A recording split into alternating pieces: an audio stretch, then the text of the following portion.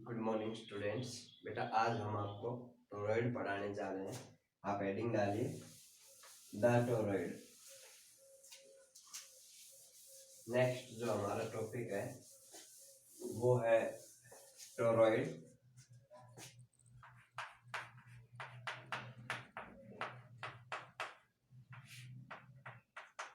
अभी सबसे पहले सवाल ये आता है कि टोरॉइड आखिर होता क्या है। तो देखो, अगर अभी इससे पहले हमने सोलिनॉइड पढ़ा था, क्लियर। तो सोलिनॉइड के अंदर हमने पढ़ा था कि अगर हमारे पास एक मटेरियल है और उसके ऊपर हम इंसुलेटेड कॉपर वायर को, इंसुलेटेड मेटालिक वायर को अगर रैप कर दे हेलिक्स के फॉर्म में, तो वो सोलिनॉइड होता है, क्लियर। अभी हम आपको टोरॉइड बताने जा रहे हैं। तो टोरॉइड के केस में आपको क्या करना है कि जो सोलिनॉइड था उसको एक सर्कुलर कॉइल के रूप में रिप्रेजेंट करना है, एक सर्कुलर रिंग के रूप में रिप्रेजेंट करना है, ठीक है। तो आप सबसे पहले एक डेफिनेशन लिखे कि toroid is basically A solenoid which is twisted in form of a circular ring। यानी कि टोरॉइड हमारे पास एक सोलिनॉइड की तरह ही होती है जिसको कि हम एक सर्कुलर रिंग की शेप में ट्विस्ट कर देते हैं, क्लियर। अभी हमें क्या करना है कि टोरॉइड के लिए मैग्नेटिक फील्ड कैलकुलेट करनी है in the interior space and exterior space and also inside the toroid. देखो, सबसे पहले हम टोरॉइड लेकर चलते हैं। अगर मैं बात करूं डायग्राम की,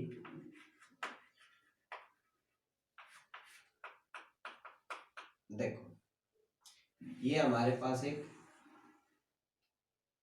सर्कुलर रिंग है। हमने क्या किया, इस सर्कुलर रिंग पर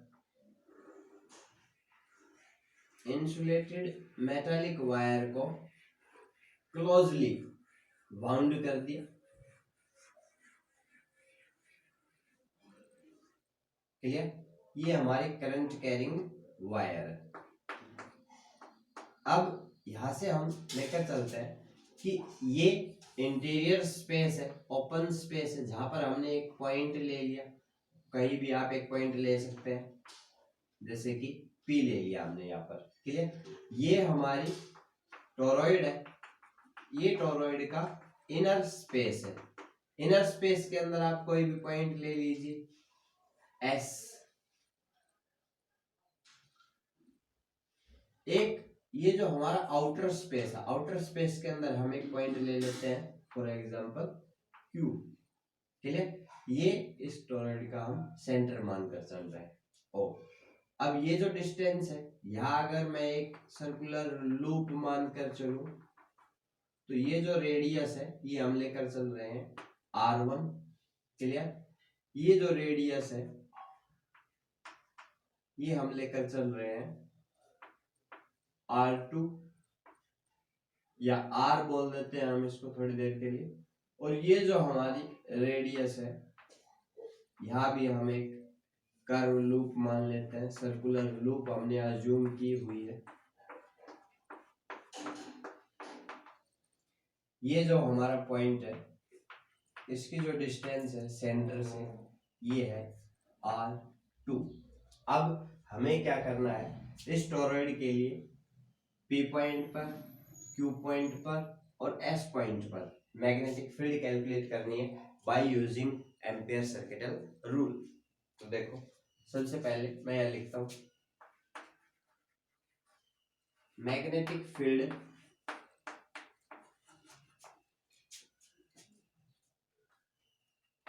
in free space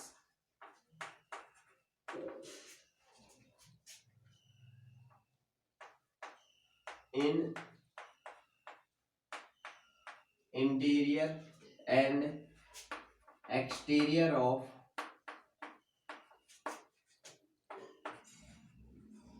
toroid is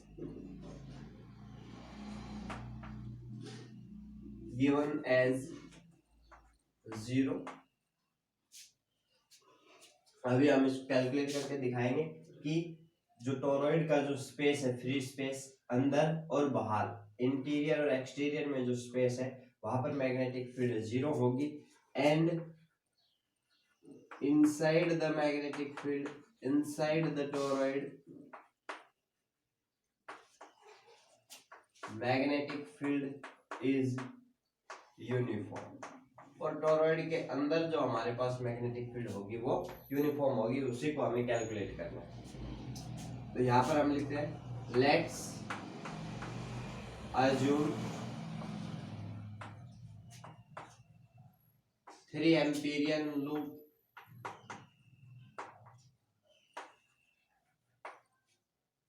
with radii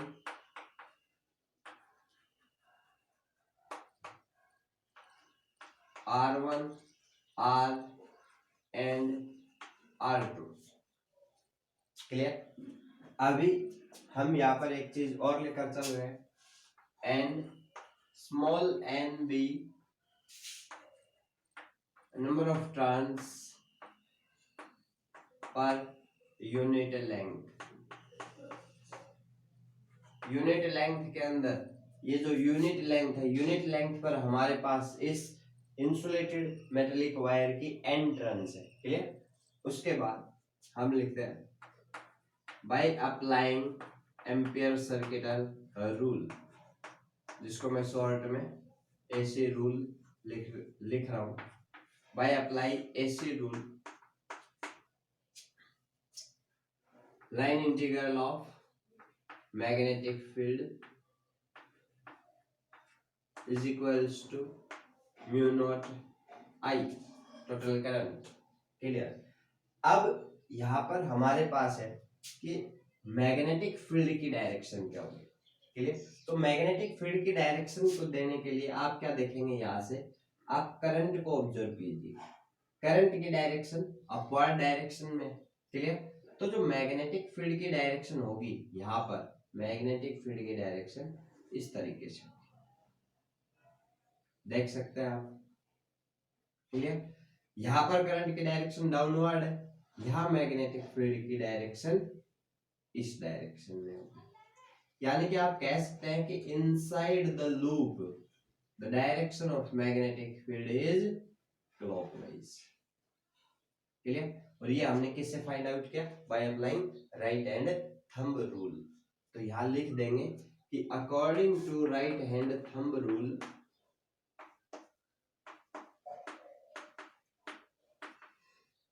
right hand thumb rule, magnetic field is clockwise. Clear. अब हमें पता चल गया कि मैग्नेटिक फील्ड क्लॉकवाइज है। तो मैग्नेटिक फील्ड और जो भी आप एलिमेंट लेंगे, जो भी आप स्मॉल एलिमेंट ले रहे हैं डीएल, दोनों के बीच जो एंगल होगा, देखो ये मैग्नेटिक फील्ड की डायरेक्शन है और यही क्या है हमारा स्मॉल एलिमेंट है डीएल इस टोरॉइड के ऊपर। क्लियर। तो दोनों सेम डायरेक्शन में है, तो दोनों के बीच एंगल कितना हो गया, 0 डिग्री। यानी कि डॉट प्रोडक्ट के अंदर cos थीटा आता है, cos 0 की वैल्यू 1। यानी यहां से मैं इसको लिख सकता हूं line integral of b dot dl is equals to b into l। Clear. अब या b इंटू l, और ये जो है हमने डिफरेंट केस के लिए लेना है। तो स्टार्टिंग में जैसे कि हम लेकर चले कि इन स्टार्टिंग में हम कैलकुलेट करें एट पॉइंट P, स्टार्टिंग में हम कैलकुलेट करते हैं एट पॉइंट P पॉइंट पर अगर मैं एम्पियर सर्किटल रूल अप्लाई करूं, then B dot dl is equals to mu naught I।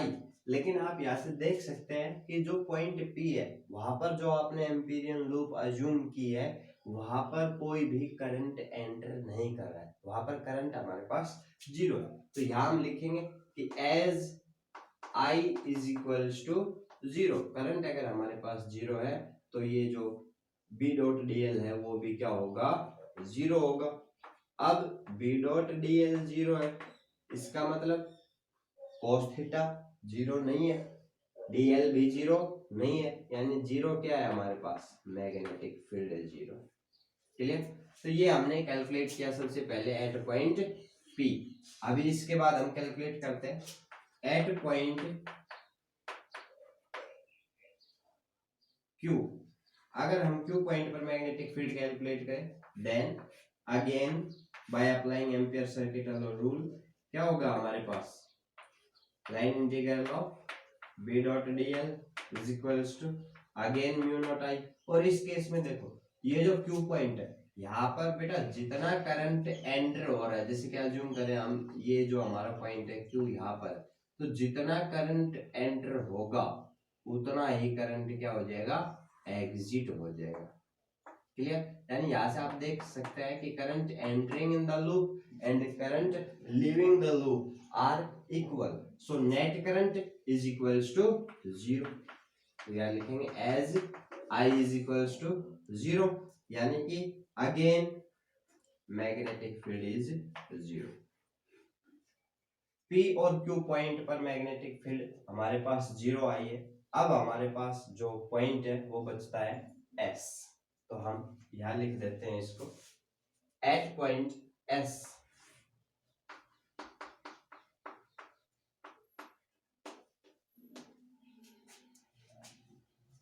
Apply कीजिए Ampere circuital rule, then B dot D L is equals to mu naught into total current. अब देखो B dot D l, B into d l line integral of d L is equals to, यहां से अगर हम radius की बात करें तो S पॉइंट के लिए जो रेडियस है वो क्या है हमारे पास, R है। यानी कि सारे डीएल एलिमेंट मिलकर क्या बनाएंगे, 2 पाई R। तो इसको मैं लिख सकता हूं B into 2 pi R is equals to, या आप थोड़ी देर के लिए इसको L भी बोल सकते हैं। क्लियर। अब यहां से mu naught into total current, तो टोटल करंट के लिए सबसे पहले हमें क्या मानना पड़ेगा कि टोटल लूप कितनी है। क्लियर। तो हमने कहा था आपको कि n is number of turns पर यूनिट लेंथ, या हमने अज्यूम किया है n भी नंबर ऑफ टर्न्स पर यूनिट लेंथ। यानी कि हम कह सकते हैं कि जब यूनिट लेंथ के अंदर n टर्न्स हैं तो 2 पाई r लेंथ के अंदर टोटल टर्न्स कितनी होंगी, n इंटू 2 पाई r। जब एक टर्न के अंदर करंट हमारे पास आई है तो टोटल करंट क्या होगा, म्यू नॉट इंटू, अब टोटल करंट की अगर हम बात करें तो एक लूप के अंदर अगर करंट आई है तो टोटल जो करंट होगा वो होगा n into 2 pi r into I. अब यहां से आप देख सकते हैं कि mu naught into n into 2 pi r into I, 2 pi r से 2 पाई r कैंसिल, यानी जो मैग्नेटिक फील्ड आई हमारे पास वो क्या I, mu naught N I. Clear. This is the magnetic field inside a toroid. ठीक है, जिसकी जो वैल्यू है हमारे पास वो सिमिलर है जो कि आपने सोलेनॉइड के केस में ड्राइव किया था। क्लियर। अभी इसके बाद हमारे पास आता है नेक्स्ट जो टॉपिक है वो है force acting on a moving charge placed in a uniform magnetic field. Heading डालें सभी, इसको नोट करो। Clear. force acting on a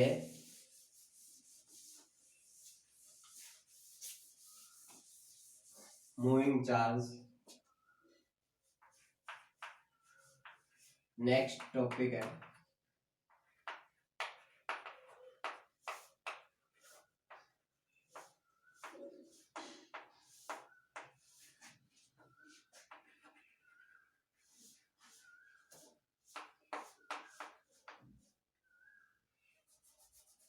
force acting on a moving charge in a uniform magnetic field। देखो भाई question क्या है हमारे पास, article है कि अगर हम ये मानकर चले ये हमारा एक्स एक्सिस है और एक्स एक्सिस के डायरेक्शन में हमने मैग्नेटिक फील्ड अप्लाई की हुई है। मैग्नेटिक फील्ड की डायरेक्शन इस तरीके से, क्लियर। और एक हमारा चार्ज पार्टिकल है, पॉजिटिव चार्ज पार्टिकल है, और वो पॉजिटिव चार्ज पार्टिकल इस मैग्नेटिक फील्ड के साथ थीटा एंगल बनाते हुए v वेलोसिटी से मूव कर रहा है, क्लियर। अब ये ऑब्जर्व किया गया एक्सपेरिमेंटली। एक साइंटिस्ट थे लॉरेंज। लॉरेंज ने क्या फाइंड आउट किया कि जब हम मैग्नेटिक फील्ड अप्लाई करते हैं और किसी चार्ज को रेस्ट की पोजीशन में रख देते हैं, क्लियर, तो उस चार्ज के ऊपर कोई फोर्स नहीं लगता। जैसे कि अगर ये हमने मैग्नेटिक फील्ड सप्लाई की और यहाँ पर एक चार्ज रख दिया तो ये चार्ज स्टैटिक पोजीशन में ही रहेगा। लेकिन अगर हम इस चार्ज को थोड़ा सा फोर्स लगा दें, एक बार हम इसको एक्सेलरेट कर दें, तो फिर ये चार्ज रुकेगा नहीं, ये मैग्नेटिक फील्ड की डायरेक्शन में लगातार मूव करता जाएगा। यानी इसका मतलब है कि जो मूविंग चार्ज है उसके ऊपर मैग्नेटिक फील्ड के कारण कुछ फोर्स लगता है, उस फोर्स को हम फाइंड आउट करते हैं। अब ये जो हमारे पास चार्ज पार्टिकल है, इस पर चार्ज है Q, पॉजिटिव Q चार्ज है, और v वेलोसिटी से मैग्नेटिक फील्ड के साथ थीटा एंगल बनाते हुए ये मूव कर रहा है। तो ये एक्सपेरिमेंटली ऑब्जर्व किया गया कि इस चार्ज पार्टिकल पर जो फोर्स लगता है वो डायरेक्टली प्रोपोर्शनल होता है इसके चार्ज के।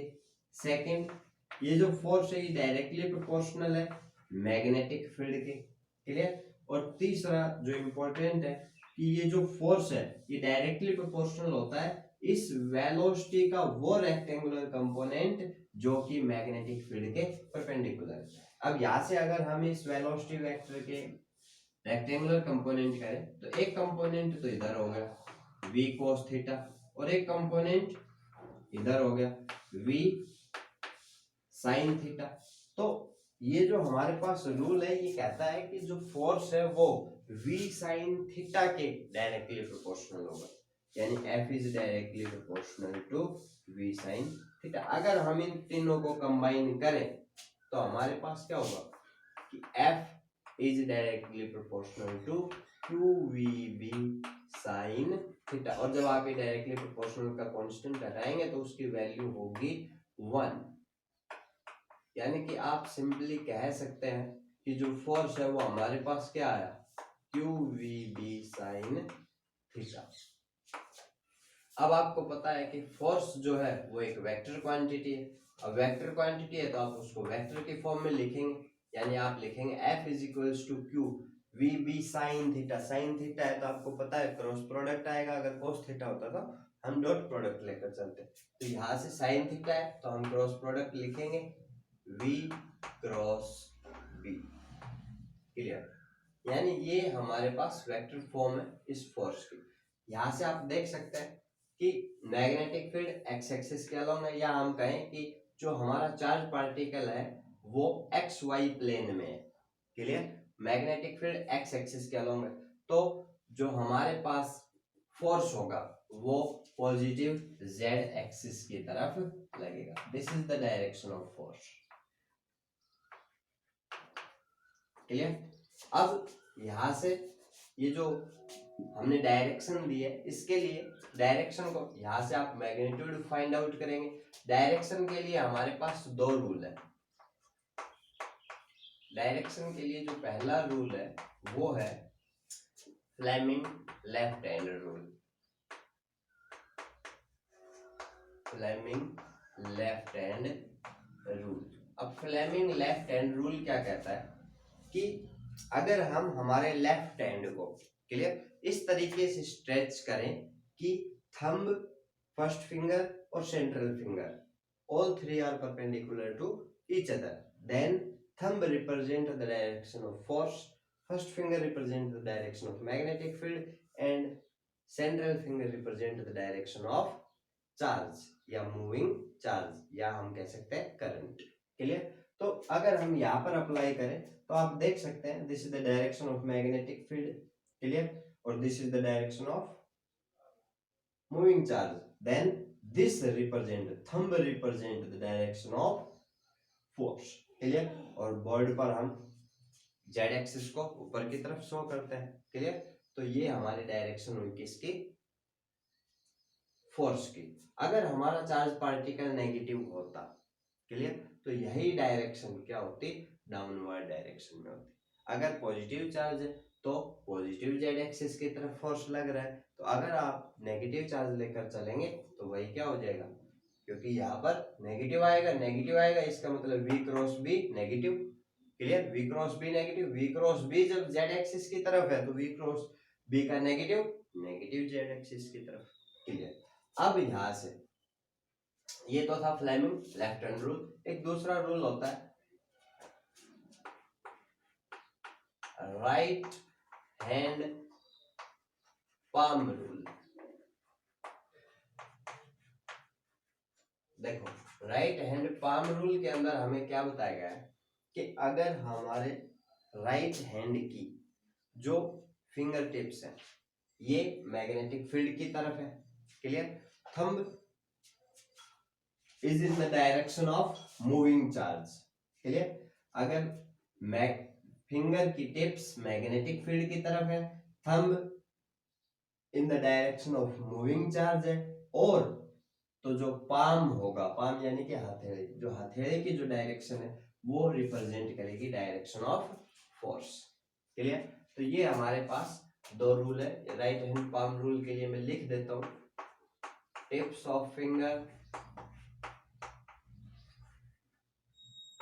किस डायरेक्शन में है, मैग्नेटिक फील्ड, जो हमारा थंब है राइट हैंड का वो है चार्ज की डायरेक्शन में, मूविंग चार्ज की डायरेक्शन में, क्लियर। तो जो पाम है यानी कि हथेली जो है वो रिप्रेजेंट करेगी किसको, फोर्स को, फोर्स की डायरेक्शन को, क्लियर। अब इसके बाद हमारे पास यहाँ पर आता है कि अगर हमारे पास एक हम लेकर चले कि चार्ज भी 1 कूलम्ब है और जो वेलोसिटी है चार्ज पार्टिकल की वो 1 मीटर पर सेकंड है, और चार्ज पार्टिकल मैग्नेटिक फील्ड के साथ परपेंडिकुलर डायरेक्शन में मूव कर रहा है, यानी कि थीटा हमारा 90 डिग्री है। तो उस केस में और मैग्नेटिक फील्ड हमारे पास 1 टेस्ला है, तो जो फोर्स होगा वो कितना होगा, F is equals to 1 into 1 into 1 into 1 Q V B और साइन 91, यानी कितना आया 1 न्यूटन, क्लियर। यहां से हम 1 टेस्ला को डिफाइन कर सकते हैं, क्लियर।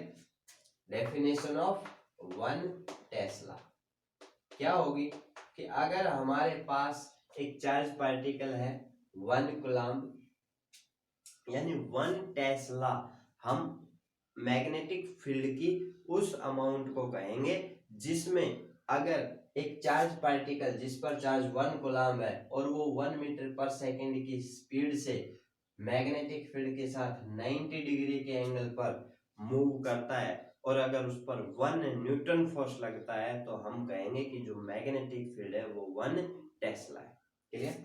यानी आप लिखेंगे magnetic field is said to be 1 Tesla if a moving charge of 1 coulomb, if a charge of 1 coulomb moving with 1 meter per second in a direction perpendicular to the magnetic field experience a force of 1 Newton due to magnetic field, then magnetic field is said to be 1 Tesla, clear। तो यहाँ से हमने definition दिया आपको किसकी, 1 Tesla, clear. ये जो 1 Tesla जो अमाउंट है मैग्नेटिक फील्ड की ये बहुत ज्यादा बड़ी होती है, क्लियर। तो हम कुछ छोटी यूनिट्स हैं, एक छोटी यूनिट है जिसको आप बोलते हैं 1 gauss which is the CGS unit of magnetic field, और यहां से हम कह सकते हैं कि 1 gauss is equals to 10⁻⁻⁴ tesla, clear. आज आप ये टॉपिक्स करेंगे और इनको अच्छे से समझेंगे, कल हम कुछ नए टॉपिक्स लेकर आएंगे। Thank you.